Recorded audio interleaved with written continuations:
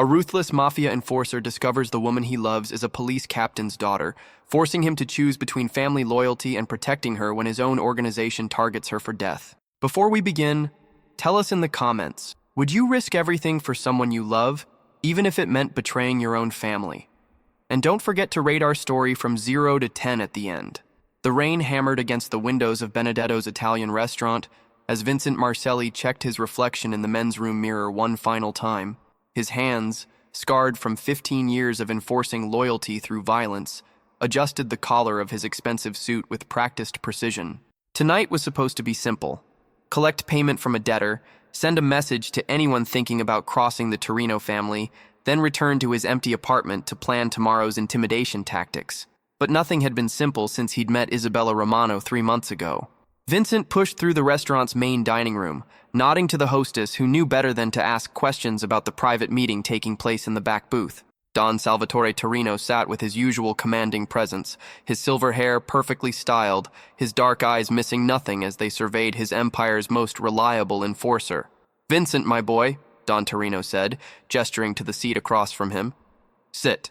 We have business to discuss."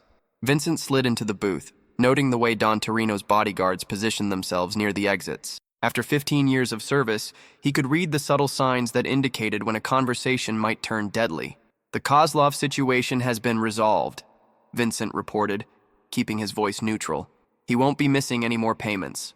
Don Torino smiled, but the expression didn't reach his eyes. "Excellent. I knew I could count on you to handle that matter. Delicately." The word delicately was Don Torino's euphemism for violence that left clear messages while avoiding police attention.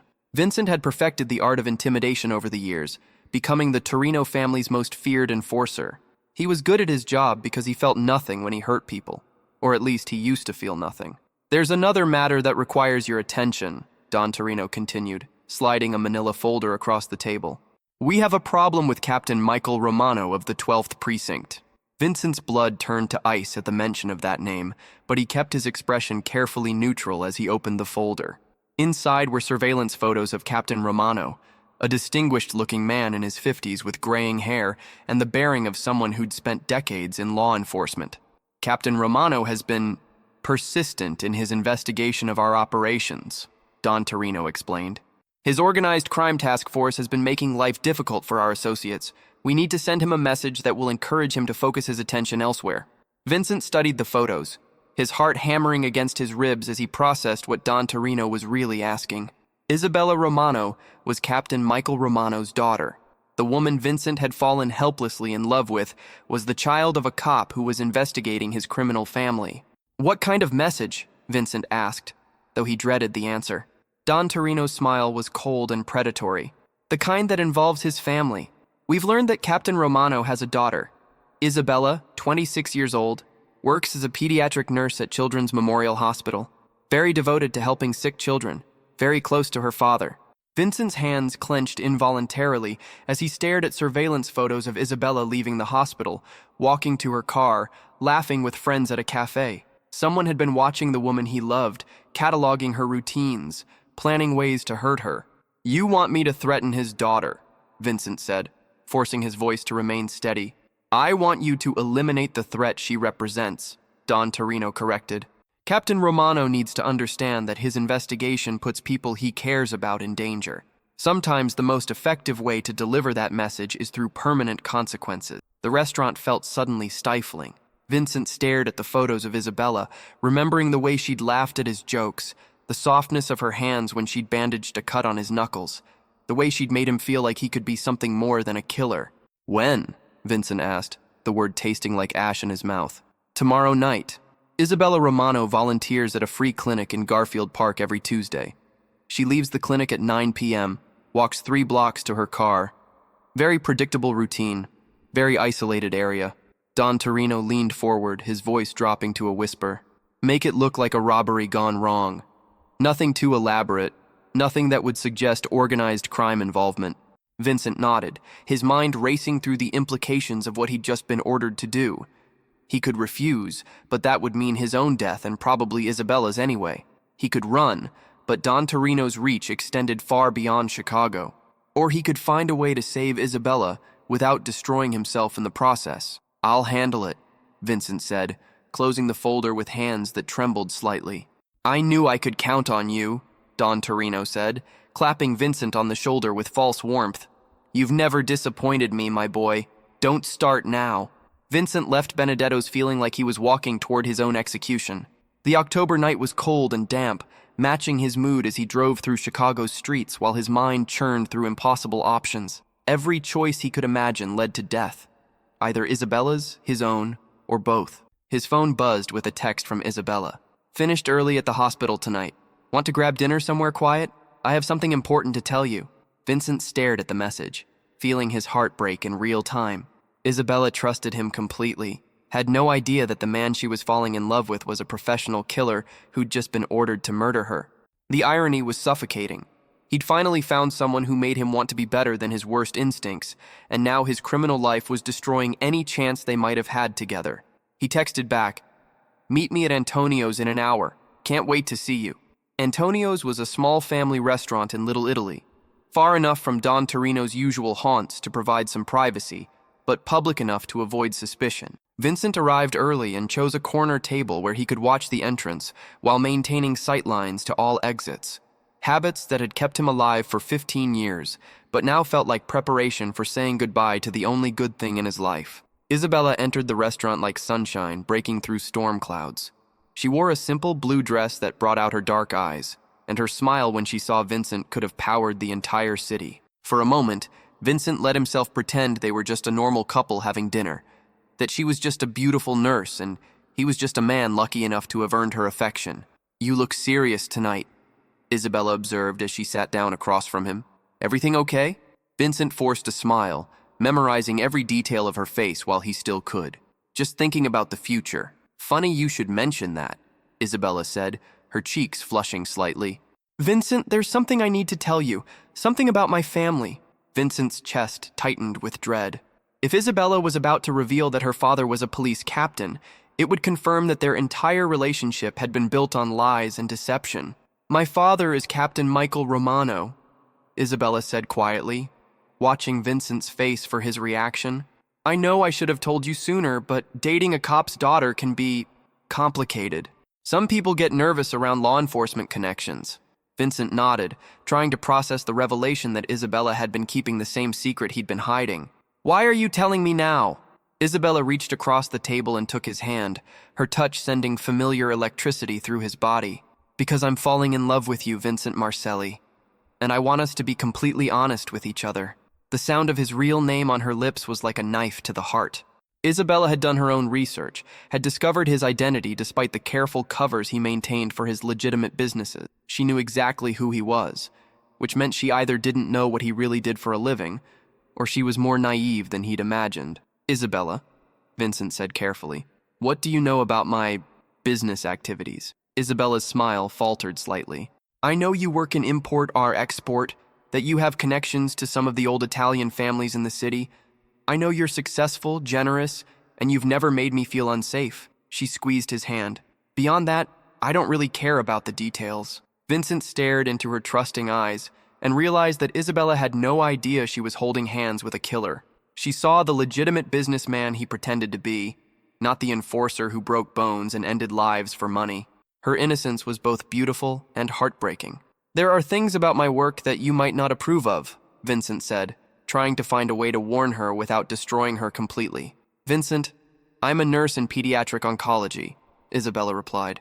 I see children dying every day, families destroyed by circumstances beyond their control.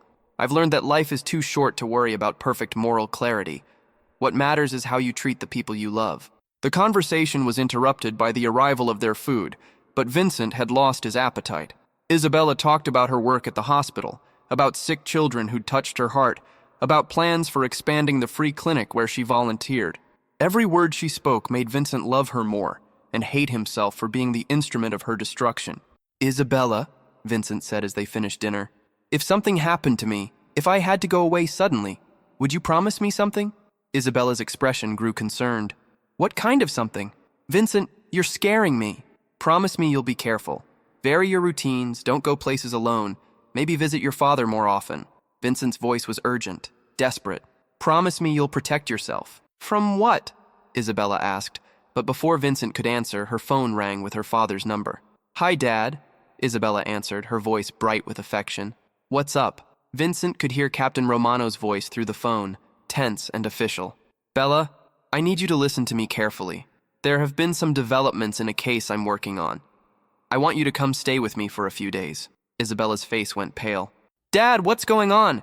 Is this about the organized crime task force?" "We'll discuss it when you get here," Captain Romano said firmly. "Pack a bag and come straight to the house. And Bella, be careful who you trust right now." After Isabella hung up, she stared at Vincent with growing understanding and fear. "My father thinks someone might try to hurt me because of his work." Vincent nodded, knowing that Captain Romano's instincts were correct, but unable to explain that the danger was sitting across the table from her. "Maybe you should listen to him. Come with me," Isabella said suddenly. "Come meet my father. If we're going to have a future together, you'll need to get to know each other anyway." The suggestion was so absurd, so impossible, that Vincent almost laughed. Isabella wanted him to meet the police captain her criminal family had ordered him to threaten. She wanted to introduce the man she loved to the cop, whose investigation was threatening everything Don Torino had built. "I don't think that's a good idea tonight," Vincent said gently. Isabella studied his face, seeing something in his expression that made her reach across the table again. "Vincent, whatever's going on, we can face it together. I love you." The words hit Vincent like physical blows. Isabella loved him, not the lie he'd been living, but the man she thought he was. She loved a fiction, and the truth would destroy both of them. "I love you too," Vincent whispered, meaning it more than he'd ever meant anything in his life. They parted ways outside the restaurant, Isabella heading to her father's house while Vincent walked to his car with the weight of impossible choices crushing down on his shoulders. He had less than 24 hours to figure out how to save Isabella's life without signing his own death warrant. Vincent spent the night in his apartment, staring at the ceiling while his mind raced through options that all led to disaster. He could warn Captain Romano directly, but that would expose his connection to Isabella and make both of them targets. He could run with Isabella, but Don Torino's reach was international, and his memory was long. He could kill Don Torino first, but that would start a war that would consume everyone Vincent cared about. The only viable option was the one that would cost him everything. He would have to betray the Torino family to save Isabella's life, knowing that the betrayal would make him a marked man for the rest of his probably very short life. At dawn, Vincent made a phone call that would change everything. "Chicago Police Department, Captain Romano speaking." Vincent's hands shook as he gripped the phone. "Captain Romano, my name is Vincent Marcelli. I have information about a threat against your daughter." The silence on the other end stretched for 10 seconds. When Captain Romano spoke again, his voice was deadly calm. "What kind of information?" "The kind that could save Isabella's life if you're willing to listen to someone who doesn't deserve your trust," Vincent said. "I need to meet with you. Alone. And Captain, your daughter's life depends on this conversation happening in the next few hours." 2 hours later, Vincent sat in a small diner on the south side, watching Captain Michael Romano enter wearing civilian clothes and the expression of a man preparing for war. The police captain was smaller than Vincent had expected, but his presence filled the room with the authority of someone who'd spent decades confronting dangerous people. Captain Romano slid into the booth across from Vincent, his sharp eyes cataloging every detail. The expensive suit, the scarred knuckles, the way Vincent positioned himself to watch all the exits. "You're the man my daughter's been seeing," Captain Romano said without preamble. "Yes, sir. And you work for the Torino crime family." Vincent nodded, seeing no point in lying to a man whose investigation had probably already uncovered most of his secrets. "I'm Don Torino's primary enforcer." Captain Romano's expression didn't change, but Vincent could see the calculation in his eyes as he processed the implications. "My daughter is in love with a killer." "Your daughter is in love with a man who would do anything to protect her," Vincent corrected, "including betraying the only family he's ever known." "What's the threat against Isabella?" Vincent pulled out the manila folder Don Torino had given him the previous night, sliding it across the table to Captain Romano. "Don Torino has ordered me to kill your daughter tomorrow night. He wants to send you a message about your organized crime investigation." Captain Romano opened the folder, his face growing pale as he examined the surveillance photos of Isabella. When he looked up again, his eyes were filled with a rage that made Vincent glad they were in a public place. "You were going to murder my daughter." "I was ordered to murder your daughter," Vincent corrected. "What I'm actually going to do is help you save her life and put Don Torino in prison where he belongs." "In exchange for what?" Vincent met Captain Romano's eyes, seeing the protective fury of a father whose child had been threatened. In exchange for nothing, I love Isabella, Captain. More than my own life. I won't let her be hurt because of my choices or yours. Captain Romano studied Vincent for a long moment, weighing the sincerity of a man whose profession was deception and violence. If you're lying to me, if this is some kind of elaborate setup, if I wanted to hurt Isabella, she'd already be dead, Vincent said bluntly. I've had dozens of opportunities over the past 3 months. The reason I'm sitting here betraying my criminal family instead of following orders is that I'd rather spend the rest of my life in prison than live one day knowing I'd hurt the woman I love. The raw honesty in Vincent's voice seemed to convince Captain Romano that the threat was real. What do you need from me? I need you to arrest Don Torino and his inner circle tomorrow night, Vincent said. I'll provide you with evidence of their crimes, locations of their operations, everything you need to dismantle the organization. But it has to happen before 9 p.m., because that's when I'm supposed to kill Isabella. Captain Romano pulled out his phone and made a call. This is Captain Romano. I need an emergency meeting with the FBI task force. We have a break in the Torino case. Yes, today. No, it can't wait. After Captain Romano hung up, he fixed Vincent with a stare that could have melted steel. If you're playing me, if any harm comes to my daughter because I trusted you, I will personally make sure you suffer in ways you can't imagine. I understand, Vincent said simply. But Captain, there's something else you need to know. After tomorrow night, whether this works or not, I can never see Isabella again. Don Torino has associates outside his immediate organization. People who will consider me a traitor even if he's in prison. Being near Isabella will put her in constant danger. Captain Romano's expression softened slightly. She's going to be heartbroken. Better heartbroken than dead, Vincent replied, though the words felt like they were tearing something vital out of his chest. The next 18 hours passed in a blur of federal coordination and careful planning. Vincent provided law enforcement with detailed information about Don Torino's operations. Financial records, meeting locations, evidence of crimes going back decades. The FBI was amazed by the depth of information Vincent had accumulated during his years as an enforcer. Agent Sarah Chen, the federal prosecutor leading the organized crime task force, reviewed Vincent's evidence with growing excitement. This is enough to put Torino away for life, she told Captain Romano. Multiple RICO violations, conspiracy, money laundering, dozens of violent crimes. We can arrest him and his entire inner circle. What about Vincent? Captain Romano asked. He's cooperating, providing testimony, helping us save lives. He's also confessed to being a professional killer, Agent Chen replied. Cooperation or not, he's going to prison. The question is whether it's for 10 years or 50. Vincent accepted the inevitable consequences of his choices. Prison was a small price to pay for Isabella's safety, though the knowledge that he'd never hold her again felt like a death sentence. Tuesday evening arrived with unseasonable warmth for October in Chicago.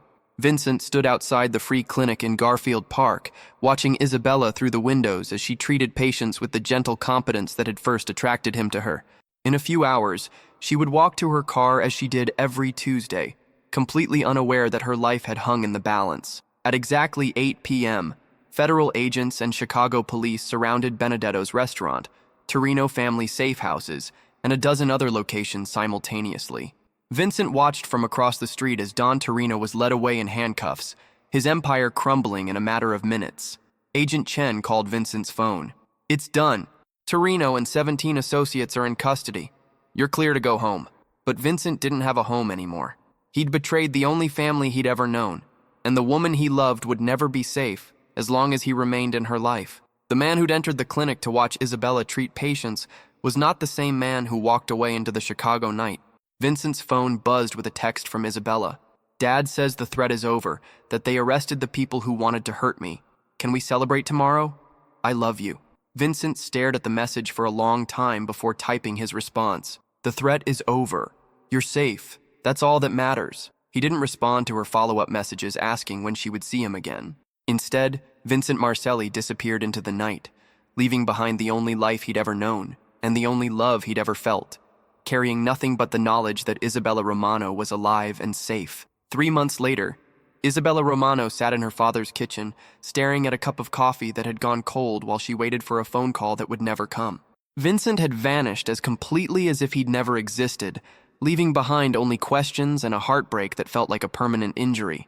The FBI says he's probably in witness protection, Captain Romano said gently, refilling his daughter's cup with fresh coffee.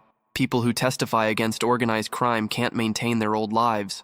Isabella nodded, but privately she suspected the truth was more complicated. Vincent hadn't just disappeared. He'd chosen to leave, had made a conscious decision to cut himself out of her life for reasons she was only beginning to understand. "He loved me, Dad," Isabella said quietly. "I know he did, but he loved me enough to walk away." Captain Romano sat down across from his daughter, seeing the pain in her eyes and wishing there was something he could do to ease it. "Vincent Marcelli saved your life, Bella. Maybe that's enough." "Is it wrong that I wish he'd chosen differently?" Isabella asked. "That he'd found a way to stay?" "It's not wrong," Captain Romano replied. "But it's not realistic. Vincent made choices that put him on one side of a war, and you were caught in the crossfire. He did the only thing he could do to keep you safe." Isabella stared out the kitchen window at the Chicago skyline, thinking about the man who'd made her feel like the most important person in the world before disappearing to protect her from his own life. She would probably never see Vincent again, would never know if he was safe or happy or thinking about her. But sometimes, late at night when she couldn't sleep, Isabella would remember the way Vincent had looked at her during their last dinner together. Like he was memorizing her face, like he already knew he was saying goodbye. And she would understand that some kinds of love required the ultimate sacrifice, letting go. Vincent Marcelli had betrayed the Mafia to save her life, and he'd paid the price with everything that mattered to him. But in losing everything, he'd also proven that love could be stronger than loyalty, truth more powerful than fear, and that sometimes the greatest act of love was knowing when to walk away. The betrayal had cost him his family, his identity, his future. But it had saved the life of the woman he loved, and in the end, that was the only price that mattered. 2 years after Vincent Marcelli disappeared from her life, Isabella Romano stood in the pediatric oncology ward of Children's Memorial Hospital, watching a 6-year-old boy named Tommy battle leukemia with the kind of courage that made her question everything she thought she knew about strength. The boy's parents had exhausted their insurance coverage, their savings, and were facing impossible choices about treatment options they couldn't afford. Isabella had seen this scenario dozens of times since Vincent's disappearance. Families destroyed by medical bills, children suffering because their parents couldn't afford experimental treatments. It was a kind of injustice that felt personal, intimate, in ways that reminded her of the man who'd taught her that sometimes good people were forced to make terrible choices. "Nurse Romano?" Dr. Patricia Hayes approached Isabella with the tired expression of someone who'd spent the morning delivering bad news to families. "The Castellano family would like to speak with you about Tommy's treatment options." Isabella nodded, steeling herself for another conversation about financial realities versus medical necessities. She'd become the hospital's unofficial liaison for families facing impossible financial decisions, a role that had evolved naturally from her experience with heartbreak and loss. She found Maria and Giuseppe Castellano in the family consultation room, holding hands across a small table covered with medical bills and insurance documents. They looked older than their 30-something years, worn down by months of watching their son fight for his life while drowning in debt. "Mrs. Castellano, how can I help you?" Isabella said gently, taking a seat across from the couple. Maria Castellano's eyes filled with tears. "The doctors say Tommy needs the experimental treatment, but our insurance won't cover it.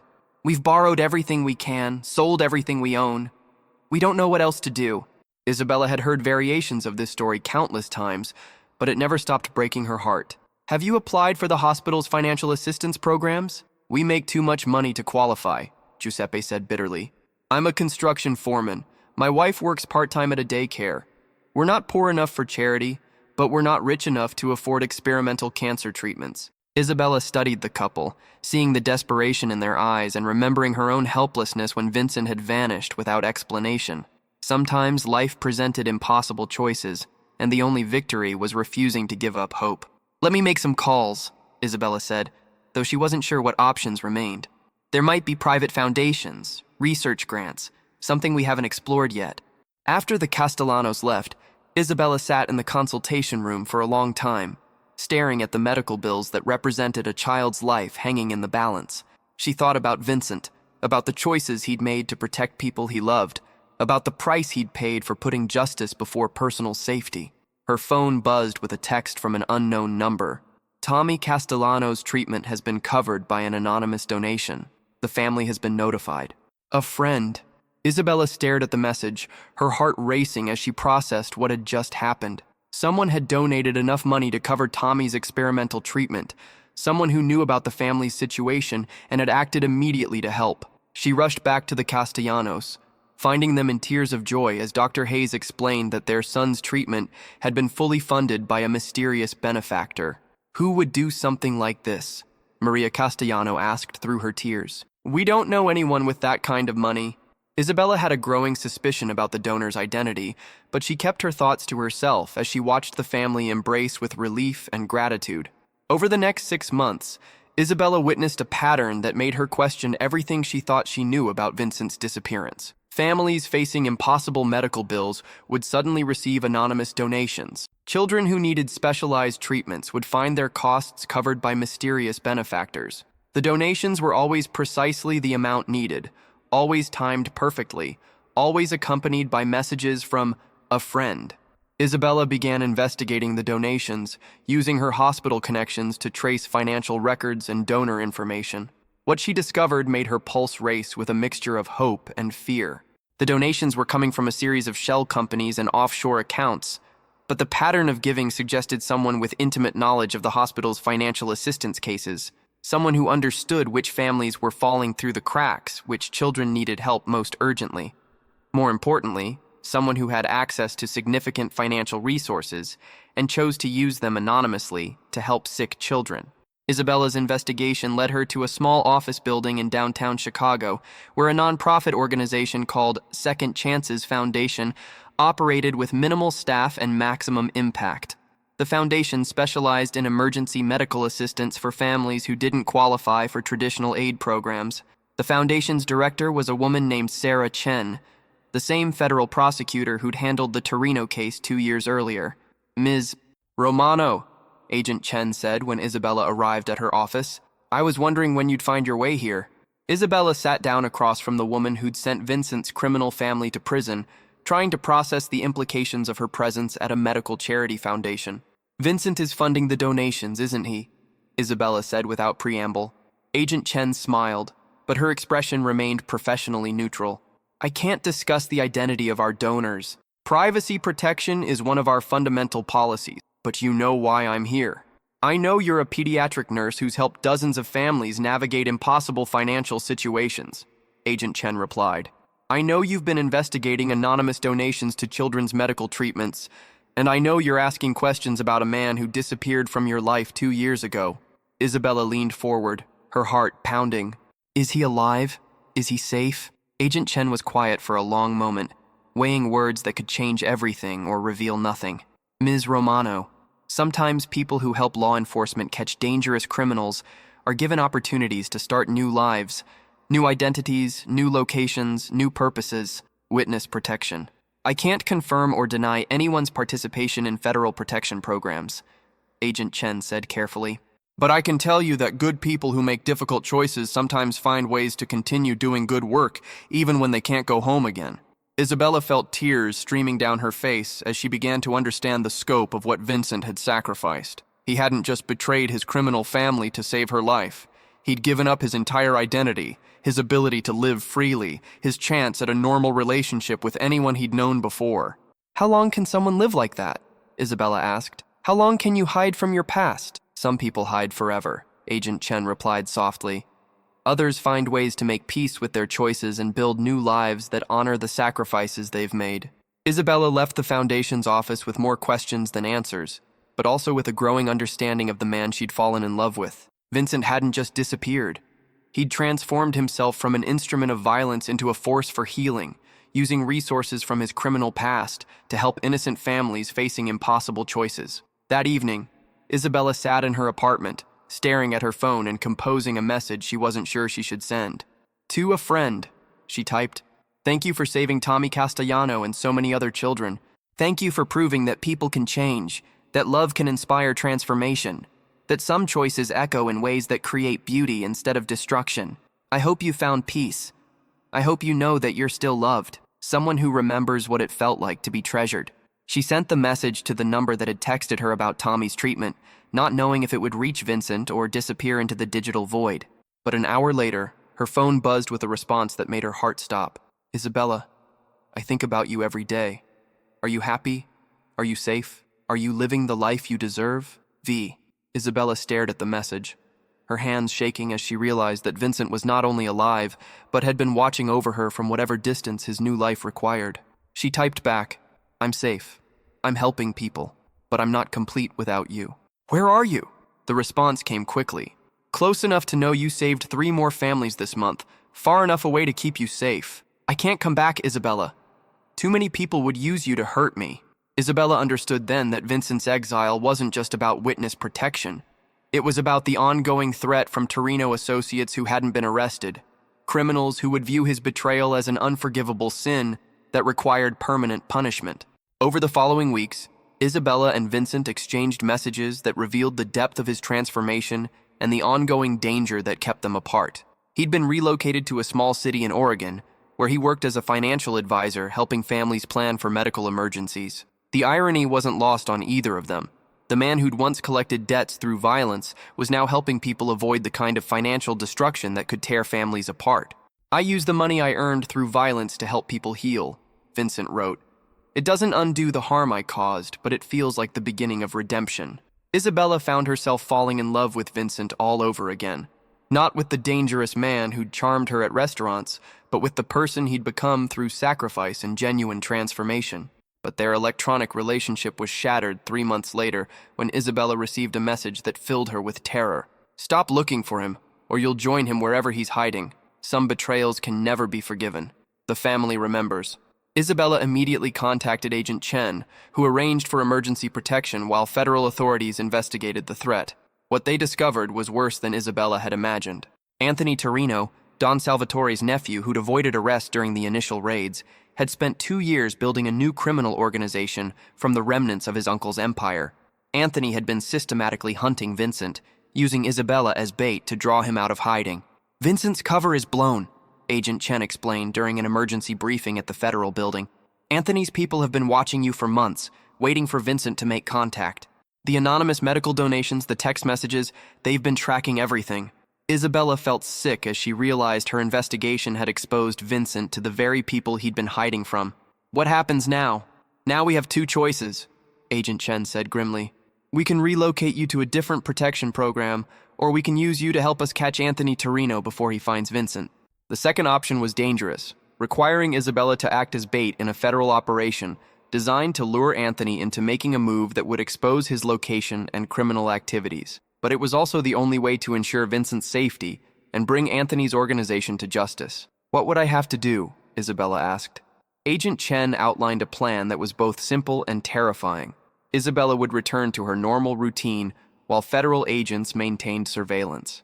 When Anthony's people made their move, and they would make a move because Anthony wanted Vincent alive to make his death as painful as possible, law enforcement would be ready to intervene. The risk is significant, Agent Chen warned. Anthony Torino is more violent and less predictable than his uncle. If something goes wrong, if our timing is off by even a few seconds, Vincent risked everything to save my life, Isabella interrupted. Now it's my turn to save his. The operation was set for the following Tuesday, when Isabella would maintain her usual routine of volunteering at the free clinic in Garfield Park.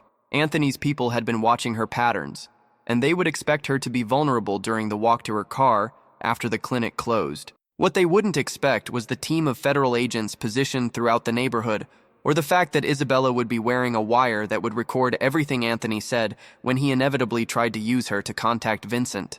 Tuesday evening arrived with a cold October rain that reminded Isabella of the night she'd first learned about the threat against her life. She spent 3 hours at the clinic treating patients while federal agents monitored radio communications from Anthony's organization, waiting for confirmation that the trap was in motion. At exactly 9 p.m., Isabella left the clinic and began walking toward her car, her heart hammering with fear and adrenaline. She made it half a block before a black sedan pulled alongside her and 2 men in suits stepped out. Isabella Romano, the larger man said. You're coming with us. Isabella recognized Anthony Torino from surveillance photos, younger than his uncle, with cold eyes and the kind of smile that suggested violence was always his first option. I don't know what you want. I want the man who betrayed my family, Anthony said, gesturing for his associates to secure the area. And you're going to help me find him. Isabella's wire was recording everything as Anthony outlined his plan. He would use Isabella to force Vincent out of hiding, then kill them both as an example to anyone else who might consider betraying organized crime families. Vincent Marcelli thought he could hide behind federal protection, Anthony said as his men escorted Isabella toward the sedan. But he made one mistake. He fell in love with a cop's daughter who's too stupid to disappear when she's supposed to. The insult stung, but Isabella maintained her composure while federal agents positioned themselves for the takedown. Everything depended on timing, on waiting for Anthony to reveal enough information about his organization to justify arrests that would stick. "Where is he?" Anthony demanded as they reached the sedan. "I don't know," Isabella replied truthfully. "He disappeared 2 years ago. I haven't seen him since." Anthony's smile was cruel and knowing. "Maybe not in person, but you've been talking to him. Text messages, donations to your little hospital charity, romantic communications between star-crossed lovers. We've been monitoring everything." The revelation that Anthony had been intercepting their communications made Isabella's blood run cold. Not only did he know where Vincent was hiding, but he'd been using their electronic relationship to plan this confrontation. "You're going to call him," Anthony continued, pulling out a burner phone. "You're going to tell him you're in trouble, that you need to see him immediately. And when he comes running to save his precious nurse, we'll be waiting." Isabella stared at the phone, understanding that this moment would determine whether Vincent lived or died. If she made the call, she'd be leading him into a trap.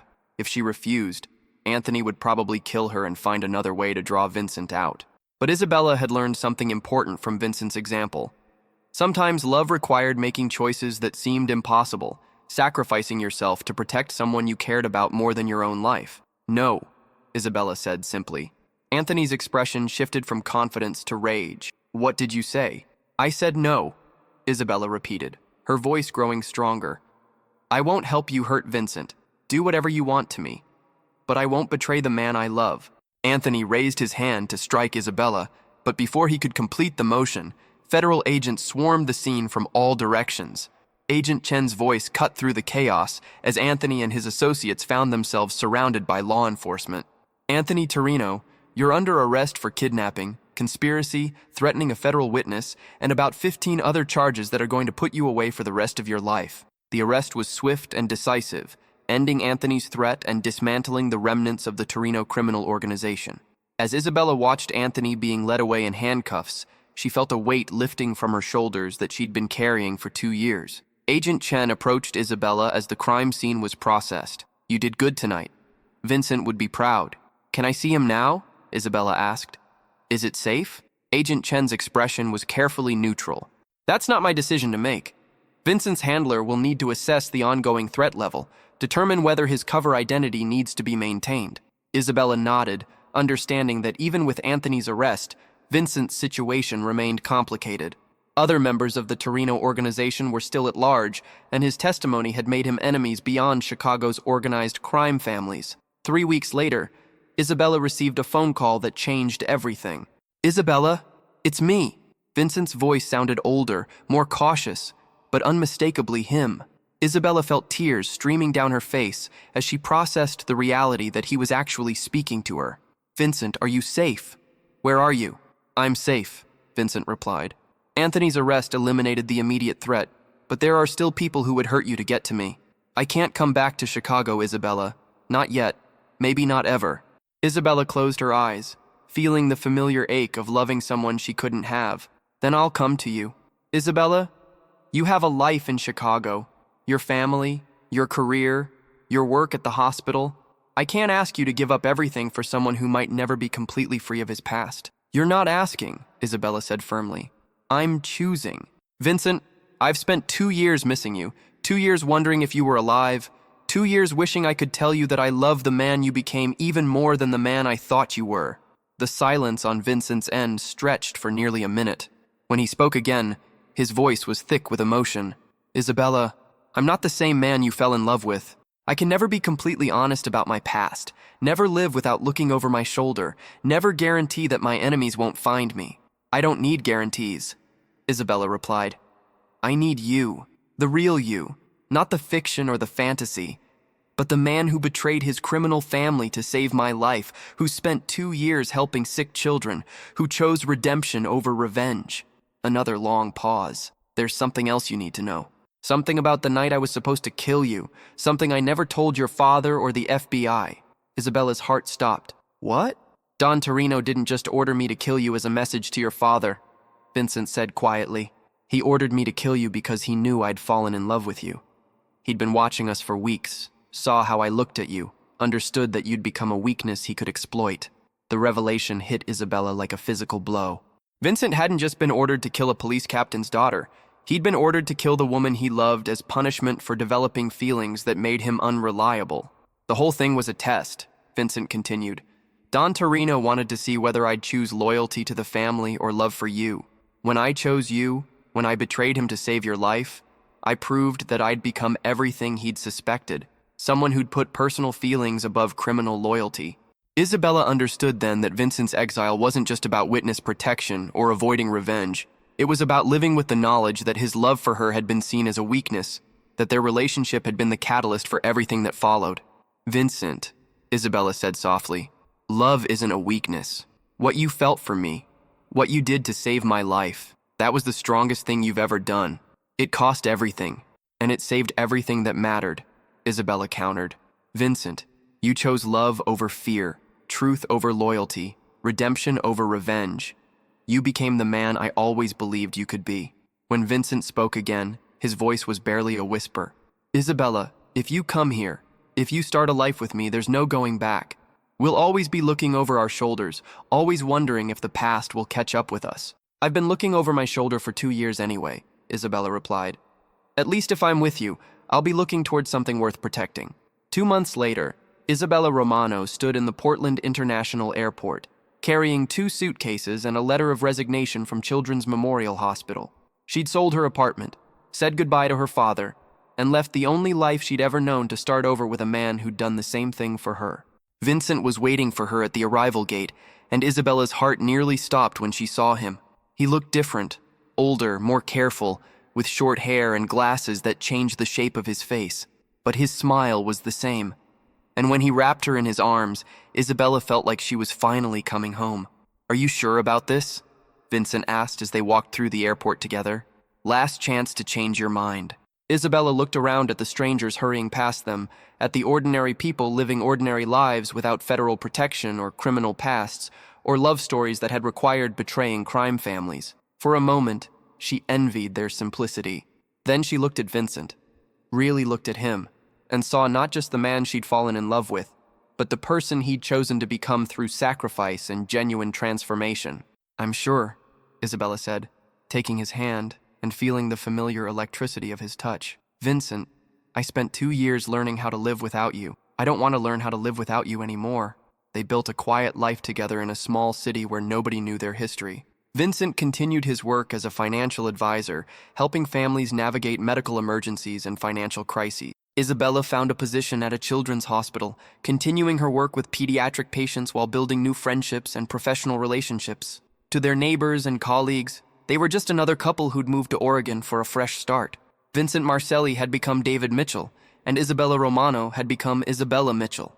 They had new social security numbers, new credit histories, new backgrounds carefully constructed by federal authorities. But at night, when they held each other in the darkness of their small apartment, they were still the nurse and the killer who'd found love across an impossible divide, who'd chosen each other despite the costs, who'd proven that redemption was possible even for people who'd made terrible choices. 5 years after their reunion, Isabella and Vincent, now David and Isabella Mitchell, stood in the backyard of their modest house in suburban Portland, watching their 3-year-old daughter Emma play on the swing set Vincent had built himself. Emma had her mother's dark eyes and her father's gentle smile, and she would grow up never knowing that her father had once been one of Chicago's most feared enforcers. Do you ever regret it?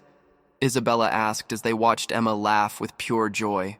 Giving up everything, starting over, living with new identities? Vincent considered the question seriously, as he always did when Isabella asked about their choices. I regret the things I did before I met you. I regret the people I hurt, the life I wasted on violence and fear. But I don't regret choosing you, choosing love, choosing the chance to become someone better. Isabella leaned against her husband, feeling the solid warmth of his presence and the quiet satisfaction of a life built on truth and genuine affection. What do you think would have happened if we'd met under different circumstances? If you'd been someone else, if I'd been someone else? We wouldn't have been us, Vincent replied simply. Our love exists because of the obstacles we overcame, not despite them. The choices we made, the prices we paid, all of that made us who we are together. Emma ran toward them, her arms outstretched for the hugs that were always available from parents who understood the preciousness of family, the importance of protecting the people you loved most. As Vincent lifted his daughter into his arms, Isabella saw the man he'd become reflected in Emma's trusting smile. He would never be completely free of his past, would always carry the weight of his former life, but he'd transformed that weight into strength, that guilt into purpose, that violence into protection. The betrayal that had cost him his criminal family had given him a real family, one built on love instead of fear, truth instead of deception, hope instead of despair.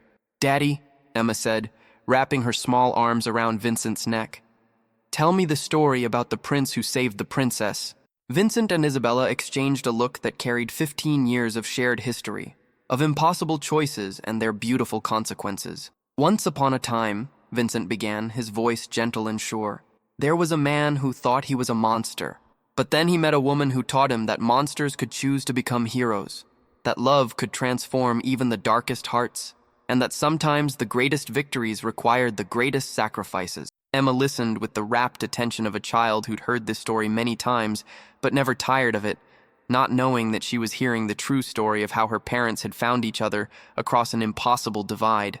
As the sun set over their quiet neighborhood, the family that had been forged through betrayal and redemption held each other close, living proof that love could indeed conquer all, not through magic or fairy tale endings, but through the daily choice to value truth over convenience, courage over safety, and love over fear. Vincent Marcelli had betrayed the Mafia to save a police captain's daughter, and he'd paid the price with everything he'd thought mattered. But in losing his old life, he'd found his real life, one that honored both the woman who'd inspired his transformation and the child who represented their hope for a future built on love instead of violence. The betrayal had cost him everything. The love had made it worth it. What did you think of this story? Tell us in the comments. Would you sacrifice everything for love, even if it meant living with a completely new identity? Do you believe people can truly change, or are we forever bound by our past choices? Rate this story from 0 to 10, and don't forget to subscribe for more tales of love, sacrifice, and the redemption that comes from choosing courage over fear.